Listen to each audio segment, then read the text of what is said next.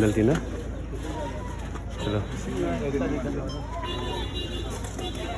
साथीहरू अहिले चाहिँ हामी जाँदैछौँ एकदमै दुखित घटना जहाँ घटेको छ हाम्रो आसाम शिवसागर जिल्लामा जुन चाहिँ बाढ पानी आएको छ त्यो ठाउँमा हामी जाँदैछौँ र अहिले पुग्नु लागिसकेको छु। तपाईँहरूलाई अवश्य नै दृश्य देखाउँछु म।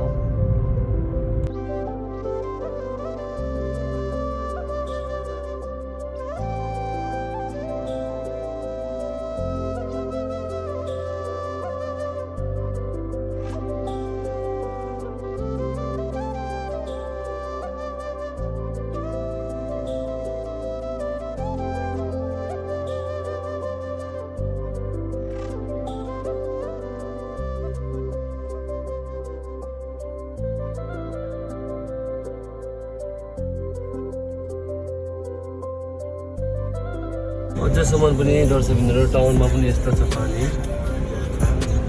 मेन टाउनमा पनि यस्तो फ्लड छ। यो चाहिँ कति दिन भइसक्यो होला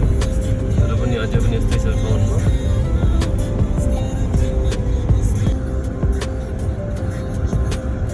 यहाँदेखिको अझै पनि 8 किलोमिटर जानुपर्ने छ हामीले भ्यूबाट पुग्नको लागि। तर दृश्य हेर्नु यहाँनिर यस्तो पारेको पानीले घाँसहरू रुखहरू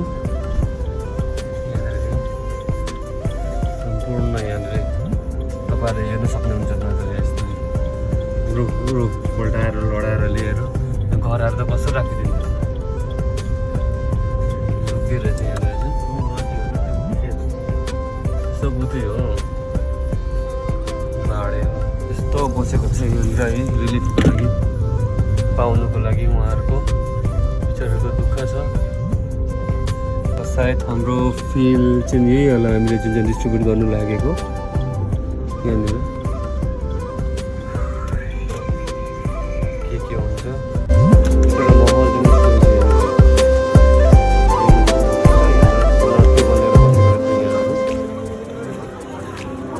बिचरा कत्रो के बनाएर सबैको अवस्था खराब दोकान पनि थाहा छ क्याम्पै रहेछ।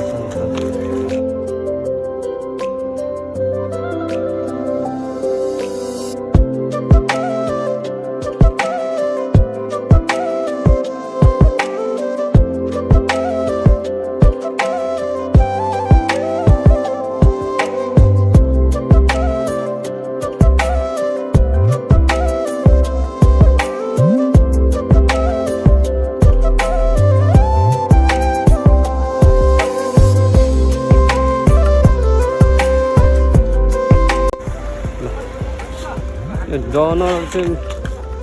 हुनुहुन्छ यहाँ दाजु। हुन्छ ल ल आउँदैछु।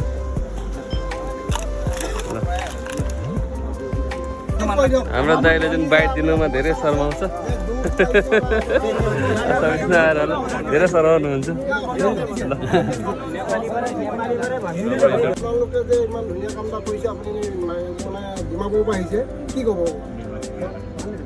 একচুৱেলি কি হৈছে কথাটো যে নিউজটো চব মানুহ আজিকালি চবৰ চাই না, সেইকাৰণে মই দেখিছোঁ আহিছে যিমান পাৰে মই লগা হিচাপতে আহিছে মদত দিছে। এইটোৱে আছে ক'বলৈ, মই বেছি ক'বলৈ মন নাই দেই। থেংক ইউ ছ' মাছ। धन्यवाद तपाईँलाई। हाम्रो मेन एफेक्टेड एरिया जहाँनिर इफेक्ट भएको छ यो हाम्रो नेपाली खुट्टी त्यतातिर जाँदैछ। मेरो पनि गाडी जानु सकिन्छ कि सकिँदैन, रात पनि पर्नु लागिसक्यो। यस्तो क्याम्प बनाएर बसेको रहेछ यतातिर पनि। यहाँ हेर्नु सक्नुहुन्छ तपाईँले यस्तो सफाको गति पानीले यस्तो यहाँ पुरा पानी भरेको रहेछ। त्यो तपाईँले देख्न सक्नुहुन्छ यस्तै यहाँबाट सुरु भएछ यस्तै फ्लडहरू सुकिसकेछ अहिले त छ धेरै।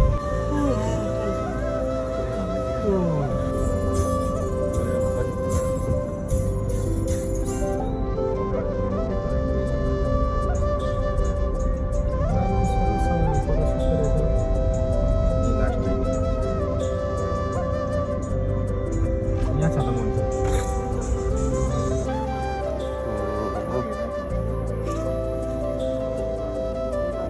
घरहरू थियो यहाँ अनि के थियो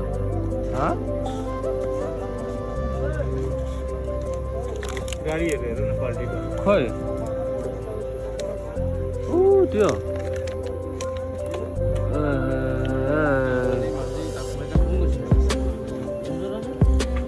बाटो थियो रहेछ नि यो रास्ता আছে না নাকি এটা নহয় ৰাস্তা ইয়াত কি ঘৰ আছিলে হয় একো নাই আৰু এইটো গাড়ীটো কি ট্ৰেক্টৰ গাড়ী এল্টো ক্যামেৰা অ ইয়াৰ পৰা লৈ গৈছে अच्छा साथीहरू हेर्नु सक्नुहुन्छ जाम यस्तो प्रकारको जाम छ यो रिलिफको लागि मान्छेले सहयोग त दिइरहेको छ तर सही प्रकारको सहयोग पाएको छ कि पाएको छैन त थाहा छैन यस्तो जाम छ यहाँनिर मेला लागेको जतिकै छ तर यस्तो जुन दुर्गति जुन कसैको नहोस् भन्ने म चाहन्छु र यस्तो देख्दाखेरि हाम्रो आत्मा हाम्रो मन किन नदुखोस् होला यस्तो दुर्गति देख्दाखेरि आफै भन्नु धन्यवाद दिन चाहन्छु सम्पूर्णलाई यहाँनिर आएर यस्तो रिलिफ फ्लडको रिलिफ गर्नुहुँदैछ उहाँहरूले यहाँ बाँड्ने हुनेछ उहाँहरू हरेकलाई तर यो खाना मात्रै जरुरत होइन बहुत धेरै किसिम जरुरत छ जुन अझैसम्म पब्लिकहरूलाई थाहा छैन होला सायद या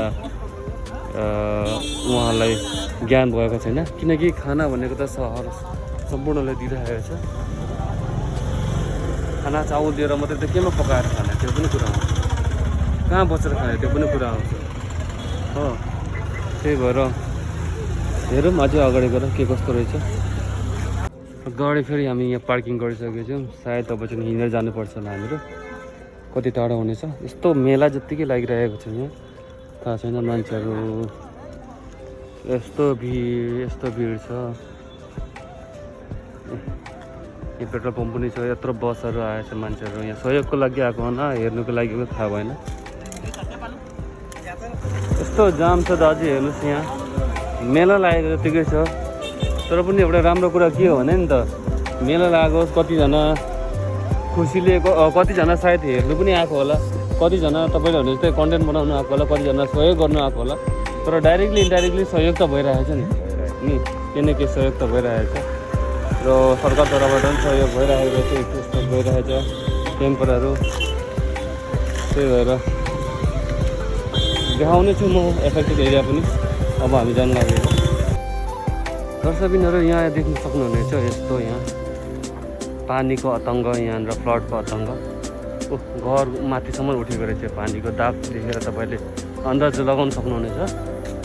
यस्तो यहाँनिर भत्काइदिएर ए प्रभु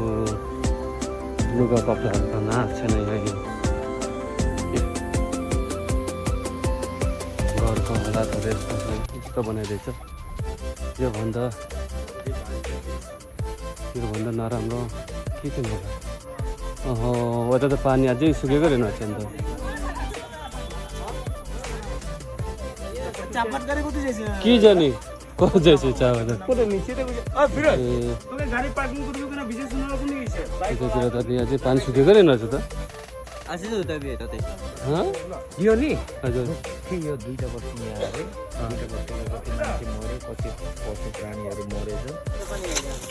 यस्तो ठाउँमा चाहिँ हामीले जानु सकिनँ म चाहिँ यो त झनै खतरनाक छ अरे म चाहिँ अलिकति सकिनँ त्यही कारणले माफी चाहन्छु तपाईँहरूले दुईवटा गाउँ छ अरे पारिपट्टि एकदमै खत्तम सत्यानाश भएको गाई गोरुहरू मानुष्यहरू सिद्धेकोहरू यस्तो पाराले ल्याउँदैछु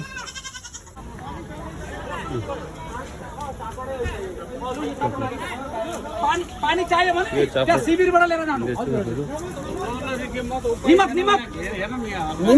निमक हाम्रो त रिलिफ जुन छ नि स्टोर त्यसमा राखिदिनु हुन्छ सबै स्टोरमा लागि गाईहरूको लागि